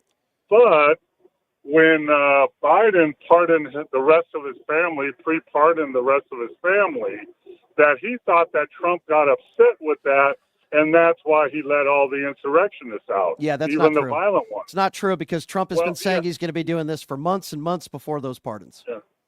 Yeah, but even if it was true, Brian, you're a poker player, and if you're at a table and you can say, do, or act on something that will make your opponent change his mind, right, and do something he doesn't want to do, then you have the advantage.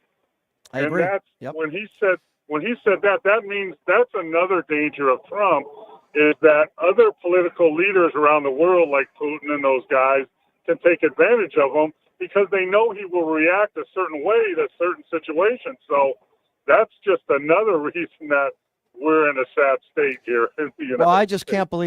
can't believe, and thanks, Mo. It's great to hear from you, and we got to get you back in studio one of these days. Thanks for calling in, Mo.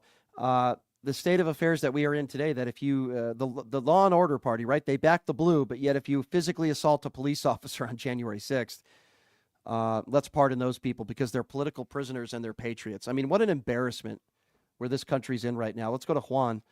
Juan is next up on PTL. Hey, Juan. All right. Thanks for having me. Hey, so just want to add to what people have been saying here. I mean, the Michelle Obama thing, the Elon Musk thing. I mean, it's just we're barely on day 2, and it's just a lot of nonsense, a lot of just everything that we knew that was coming. That I've been hearing from people on my family that are like, I can't believe he pardoned all these people, kind of like blanket pardons and commuted violent offenders. And it's kind of like, how can you not believe this stuff? Like he was broadcasting this forever. And I'm sort of dumbfounded at the whole, well, we never really knew what he was going to do. And we just don't know what's coming from him or not. He's so unpredictable. It's kind of like, well, this is what you voted for. The other thing too, that I'm kind of really upset about is this whole Elon Musk salute thing. People are like, well, watch it with context. And I'm like, okay, let's go watch it with context. Yeah. And I'm like, it's just as bad, if not even worse. You know what's bad? If you watch it with the context. So you're right. If I can comment on that, Juan, and you're right. So a lot of right-wing imbeciles are putting up pictures of Hillary Clinton and Democrats that appear to be doing the same thing. But what they won't show you is video, because context and video matters. The video of Elon Musk, you're right. The video of Elon Musk, it looks absolutely terrible what he did. So at a minimum, even if he didn't mean it, which I'm not so sure, he's absolutely complicit and a moron to do what he did. He pats his chest and then he does the Hitler salute. That's exactly what it was. You know what it reminds me of? It reminds me of when Kyle Rittenhouse in the middle of his trial was doing the white supremacist sign in that bar with a bunch of Proud Boy members, and then he played dumb. So, it's almost impossible to defend. And this is let's be honest, he's the president and Donald Trump is the vice president. Let's just call it for what it is. With this whole thing and people who try to defend this stuff, tell whoever wants to defend this, go do the same thing. Go get in front of a crowd and do the same thing. See what happens. Yeah, exactly. They're not willing to do it. No, they're not willing to do it. Of course not. Of course not. You're right. Juan, you are 150% correct, my friend. Call back tomorrow. I'll give you a little bit more time. I'm trying to get to as many calls as I can because we got a short period of time here. Let's go to Craig. Craig is next up on PTL. Craig, I got about 30 seconds for you. Go right ahead, my friend. Hello, Brian. I would like to share this with all of these MAGA morons with this Make America Great Again. I'd like to say that Second Chronicles says, if my people who are called by my name humble themselves and pray and seek my face and turn from their wicked ways, then I will hear from heaven. I will forgive their sin and heal their land. All these people with Let's Make America Great Again, these MAGA buffoons. They are. You're right, my friend. I appreciate the call. I don't disagree with you. Thank you, sir. Let's go to Carol. Carol's next up on PTO. Carol hung up. Okay, let's go to Carl. Carl, what's up, my friend? Go right ahead. Yeah, and glad you're feeling a little better. Thank Just you. some quick advice for you. When you get home, take it easy. Take 2 Trumps and go to bed. You'll feel a lot better. But aside from that, when you're watching at the inauguration, Biden sitting behind Trump, the look on his face, Trump standing there saying, what a horrible administration Biden had, and how he's going to fix it all, and it's going to be so much better. And Trump gave Biden the worst economy and everything in history, and Biden turned it completely around. Well, Carl, you're right. You're right, Carl, and that's what we're going to see over the course of the next 4 years. Anything good, Trump will take credit for it. Anything bad, he's going to blame Joe Biden. All right, before I go, do us a favor. We are an independently owned radio show. If you like what we do here, you like what I do, go to the website, pushingthelimits.live. Subscribe to my YouTube page, @PTL Radio Show. We sell PTL merchandise on there, shirts, hats, beanies, you name it. We sell it. And we also accept donations. Right on the front page there, you'll see a donate button. Doesn't matter what it is, $5, $10, $20. We appreciate your support. And I will also say, We are excited that Jasmine Crockett's going to be joining us on the show tomorrow. I was also in a very heated MAGA space yesterday, and I took it over. I'll explain tomorrow because we're going to play it on the show tomorrow. It was very entertaining, and I'm getting into it with one of the insurrectionists, and it was just awesome. So we're going to play that tomorrow as well. And please check out my good friends at Jackson's Bar and Grill, located at Flamingo and Jones. If you haven't already, they're past the puck contest during Vegas Golden Knights games where you can win up to $500 in free slot play. Great food, great atmosphere. As I mention it every day, great bar, my favorite gaming bar and the official gaming bar of PTL, Jackson's Bar and Grill. You see my email on the bottom there. Anybody can contact me. Thank you so much for joining us. Thanks to John Strand and, of course, Malik Abdul for joining us. Jasmine Crockett will be on the show live tomorrow. Thanks for joining us, everybody, and thanks to Numchuck. Have a great day. Hey, everybody. Are you struggling to find a pizza place that reminds you of Brooklyn? That true blue New York-style pie? Well, worry no more. Stallone's Italian Eatery Pizza is a knockout. We're located at 467 East Silverado Ranch Boulevard, just off of Premium Road, half a mile east of South Point Casino, just minutes from the Las Vegas Strip. Come by and grab a slice of pie. Plus, check out our Brooklyn-inspired Italian cuisine. Our sandwiches are super. Hero, that is. Because why be a sub when you can be a hero? Stallone's Italian Eatery is here to serve you phenomenal food, Vegas. Forget about it. Who would have thought there'd be so many kids playing ice hockey in the desert? Jake Helps Hockey Foundation and the Las Vegas Ice Warriors, founded by Gina Yusufzai 8 years ago, made it possible for families who can't afford the equipment and food. Donate today at www.hockeyforkids.org and help us continue making a difference.